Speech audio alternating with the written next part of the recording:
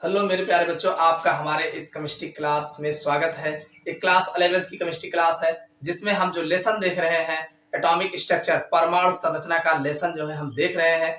इसमें आज हम जो बात करने वाले हैं मोस्ट इंपॉर्टेंट टॉपिक है, इसको आपको जानना बहुत आवश्यक है। पाउली अपवर्जन का नियम क्या होता है इसके बारे में हम आज बात करेंगे और इसको आप कंप्लीट जो है समझाने वाले हैं। पाउली अपवर्जन का नियम क्या होता है और इसके अनुप्रयोग क्या है, इन दोनों के बारे में हम चर्चा करने वाले हैं। तो आप लोग वीडियो के अंत तक बने रहिएगा और अगर आपको वीडियो पसंद आता है तो आप वीडियो को लाइक अवश्य करिएगा। देखिए, अगर हम पाउली अपवर्जन के नियम की बात करो बच्चों, तो पाउली अपवर्जन के नियम में दो बातें हैं। दोनों बातों को आपको समझना बहुत आवश्यक है। यही दो बात अगर आप समझ जाते हैं तो आप पाउली अपवर्जन के नियम को समझ जाएंगे। पहली बात क्या है? पहली बात उन्होंने कहा कि इस नियम के अनुसार, यानी जो पाउली अपवर्जन ने नियम बताया है, इनका नियम क्या कहता है कि किसी भी परमाणु में सम इलेक्ट्रॉन पूर्णतया सर्वांग सम नहीं हो सकते। यानी कोई भी परमाणु है, एटम है, आपको उसमें दो इलेक्ट्रॉन दिख रहा होगा। दो इलेक्ट्रॉन मतलब सम इलेक्ट्रॉन। अरे समान दो इलेक्ट्रॉन अगर दिख रहा हो, सम इलेक्ट्रॉन दिख रहा हो, तो एक बात याद रखना, वो पूर्णतया सर्वांग सम नहीं होते। भले वो समान दिख रहे हो लेकिन एक समान पूर्णतया नहीं होते। भाई दो इलेक्ट्रॉन है किसी परमाणु में, किन्हीं दो इलेक्ट्रॉन जो होते हैं वो पूर्णतया सर्वांग सम नहीं होते। इतनी बात समझ में आई। दूसरी बात उन्होंने कहा कि किसी भी परमाणु में किन्हीं दो इलेक्ट्रॉनों की, यानी कोई भी परमाणु है तो इनके दो इलेक्ट्रॉन, अगर मान लीजिए उसमें दो इलेक्ट्रॉन स्थित है तो दोनों इलेक्ट्रॉनों की चारों क्वांटम संख्याओं के मान समान नहीं हो सकते। आपको लगता है कि कोई, आपने देखा कि किसी परमाणु में दो इलेक्ट्रॉन है, तो ये आप सोच रहे हैं कि इन दोनों इलेक्ट्रॉनों के चारों क्वांटम संख्याओं के मान समान होंगे, तो ऐसा नहीं है। पाउली अपवर्जन कहते हैं कि किसी परमाणु के किन्हीं दो इलेक्ट्रॉनों के लिए चारों क्वांटम संख्याओं का मान समान नहीं हो सकता। नहीं हो सकता यानी दो ही इलेक्ट्रॉन हो फिर भी इनके चारों क्वांटम संख्याओं के मान समान नहीं हो सकता। बात समझ में आई? तो इसी को इन्होंने पहले स्टेप में कह दिया था, किसी भी परमाणु में सम इलेक्ट्रॉन, यानी कोई भी वही सम इलेक्ट्रॉन, जैसे यहाँ दो इलेक्ट्रॉन की बात कही है, इन्होंने दो इलेक्ट्रॉन लेके बताया है, वैसे पहले वाले में कह दिया कि सम इलेक्ट्रॉन पूर्णतया सर्वांग सम नहीं होते, यानी पूरे तरीके से बराबर नहीं होते। कैसे नहीं होते, इसको हम एक एग्जाम्पल देख करके समझेंगे। जैसे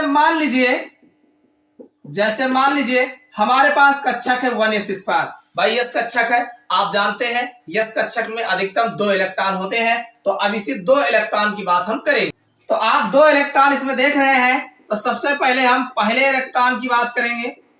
पहले इलेक्ट्रॉन, इधर हम पहले इलेक्ट्रॉन की बात करेंगे और इधर हम जो है दूसरे इलेक्ट्रॉन की बात करेंगे। दूसरे इलेक्ट्रॉन, भाई इधर हम पहले इलेक्ट्रॉन को देखेंगे और इधर दूसरे इलेक्ट्रॉन की देखेंगे और दोनों में तुलना करा के देखेंगे। तो आप जान रहे हैं भाई n की वैल्यू अगर देखा जाए, जो मुख्य क्वांटम संख्या है तो एक होगा, क्योंकि आगे एक लिखा है तो ये एक ही होगा। इसका भी n जो होगा वो भी एक होगा। भाई इसमें भी भाई पहला इलेक्ट्रॉन हो चाहे दूसरा है तो एक ही में स्थित, तो n बराबर एक हो जाएगा। अगर हम l बराबर बात करें तो भाई ये n का मान n के मान पर निर्भर करता है। अगर एक है तो 0 हो जाएगा। इसमें भी वही कहानी है, ये भी 0 हो जाएगा। इसी तरीके से अगर m की बात करें तो 0 है तो इसका भी 0 हो जाएगा और इसमें भी 0 हो जाएगा। बात समझ में आएगी नहीं? भाई n बराबर 0, l बराबर 0, m बराबर 0। अभी तक तो दोनों मान समान दिख रहा है, लेकिन इन्होंने कहा पूर्णतया सर्वांग सम नहीं होते। तो चलो एक और देख लेते हैं। अब यहाँ पर अगर यस की बात करें तो आप जानते हैं यम के मान पर यस का मान निर्भर करता है, लेकिन दो इलेक्ट्रॉन है तो पहले इलेक्ट्रॉन की बात किया है तो पहले इलेक्ट्रॉन का जो होगा +1/2 होगा। पहले इलेक्ट्रॉन क्या होगा? +1/2 होगा। और अगर हम यहाँ पे हम दूसरे इलेक्ट्रॉन की बात करें तो ये -1/2 होगा। बात समझ में आई कि नहीं? भाई यहाँ पर आप देख रहे हैं 3 के मान तो समान है, पहले और दूसरे इलेक्ट्रॉनों में 3 के मान समान है, लेकिन जो हमारा चौथा चक्रण क्वांटम संख्या है इसके मान समान नहीं है। एक +1/2 है तो यहाँ पर -1/2 है। तो वही यहाँ पे कहा गया कि इन दो इलेक्ट्रॉनों के लिए चारों क्वांटम संख्याओं के मान समान नहीं होते। यही बात इन्होंने दूसरे पॉइंट में बताया। पहले पॉइंट में कहा है किसी भी परमाणु में सम इलेक्ट्रॉन पूर्णतया सर्वांग सम नहीं होते। सम इलेक्ट्रॉन यानी सम मतलब ये सम इलेक्ट्रॉन दिख रहा था, तो वही इन्होंने कहा किसी भी परमाणु में सम इलेक्ट्रॉन पूर्णतया सर्वांग सम नहीं होते, यानी पूरी तरीके से बराबर नहीं होते। इतनी बात समझ में। अब अगर आप पाउली अपवर्जन की बात नियम के हिसाब से अगर देखा जाए तो इस नियम की सहायता से किसी परमाणु में अधिकतम इलेक्ट्रॉनों की संख्या, यानी कोई अगर परमाणु है तो उसमें अधिकतम कितने इलेक्ट्रॉन हैं उनको जो है गणना की जा सकती है तथा सभी इलेक्ट्रॉनों के चारों क्वांटम संख्याओं के मान ज्ञात किए जा सकते हैं। यानी पाउली नियम के अनुसार जो है किसी परमाणु में अधिकतम इलेक्ट्रॉनों की संख्या कितनी है ये ज्ञात किया जा सकता है तथा सभी इलेक्ट्रॉनों के चारों क्वांटम संख्याओं का मान जो है निकाले जा सकते हैं। ये पाउली नियम का, पाउली अपवर्जन का नियम है। तो पाउली अपवर्जन का नियम समझ में आ गया होगा।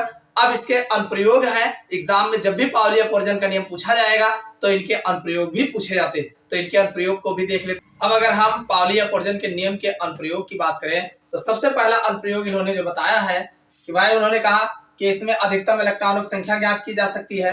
तो वही कहा गया यस कक्षक में अधिकतम इलेक्ट्रॉनों की संख्या 2 होती है। भाई यस कक्षक में पाउली अपवर्जन के नियमानुसार यस कक्षक में अधिकतम 2 इलेक्ट्रॉनों एस कक्षक में अधिकतम इलेक्ट्रॉनों की संख्या 2 होती है। तो पी कक्षक में अधिकतम इलेक्ट्रॉनों की संख्या 6 होती है। डी कक्षक में अधिकतम इलेक्ट्रॉनों की संख्या 10 होती है और एफ कक्षक में अधिकतम इलेक्ट्रॉनों की संख्या 14 होती है। ये पहला इनका अनुप्रयोग है। और दूसरा अनुप्रयोग ये है कि किसी कोष में उपकोषों की संख्या जो होती है n होती है। किसी कोष में जो उपकोषों की संख्याएं होती हैं वो n होती है, ठीक। और किसी कोष में कक्षकों की संख्या, अगर किसी कोष में हम कक्षकों की संख्या की बात करें तो वो n स्क्वायर होती है। क्या होता है? n स्क्वायर होता है। कक्षकों की संख्या जो होता है वो n स्क्वायर होता है। और किसी कोष में अधिकतम इलेक्ट्रॉनों की संख्या, यानी कितना ज्यादा इलेक्ट्रॉन होते हैं, तो वो हम निकाल सकते हैं 2n स्क्वायर के हिसाब से। किससे निकाल सकते हैं?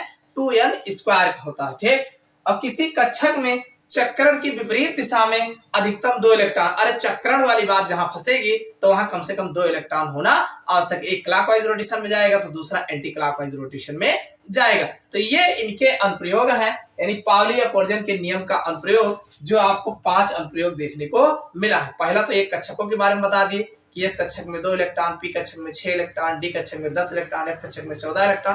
पहली बात तो ये बता दी। और दूसरी बात इन्होंने कहा किसी कोष में जो कोषों की संख्या होती है वो n होती है।